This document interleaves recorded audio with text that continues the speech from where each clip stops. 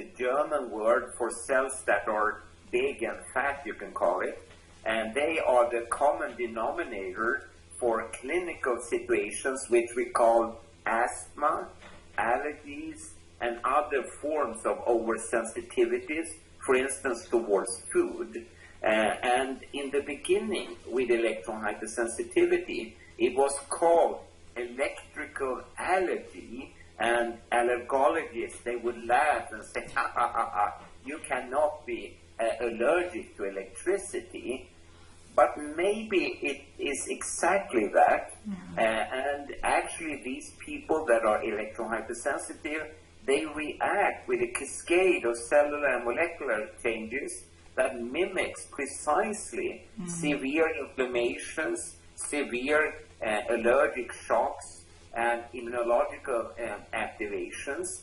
And I wrote a paper already in 2009 about the immune system activation. And to make a long story short, it seems as if the immune system successfully tries to fight out the exposures from electromagnetic fields, like from a base station or a Wi-Fi router.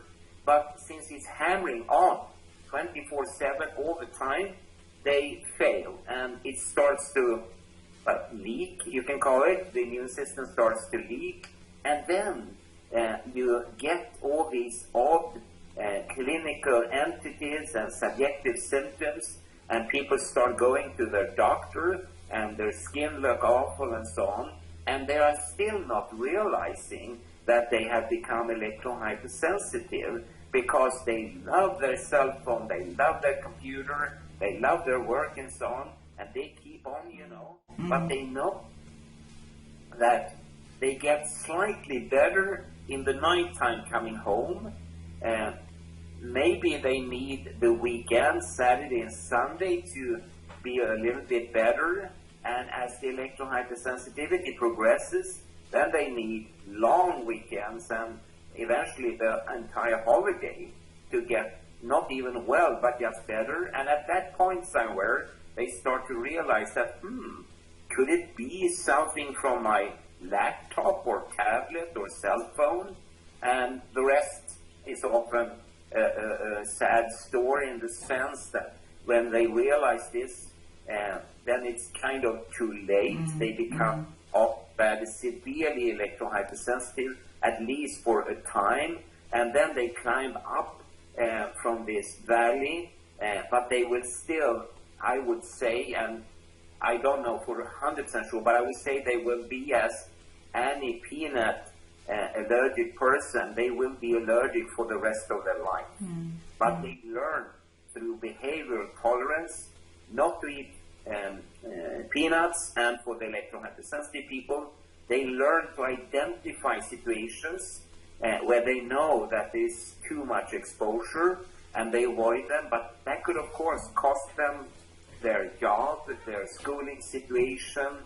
It could cost them their family even, I mean, yes. It's not unusual that the spouse turns against the electrohypersensitive person, and it is tough, I would say. Therefore, again, it is so very important that we all try to help the electrohypersensitive person as we would do with anyone else. And for me, it's, and I know this is politically a hot potato, but I see that right now the Western world, they send colossal amounts of billions of dollars to Ukraine to fight the Russian-Ukraine war. And imagine if we would do the same for electrohypersensitive people, for multiple chemical sensitive people, and so on. But they got just a few crumbles from the table, nothing to be compared to anything else, So, and not talking about, sports events. There just been a World Cup in football, and it cost also billions and billions and billions of dollars.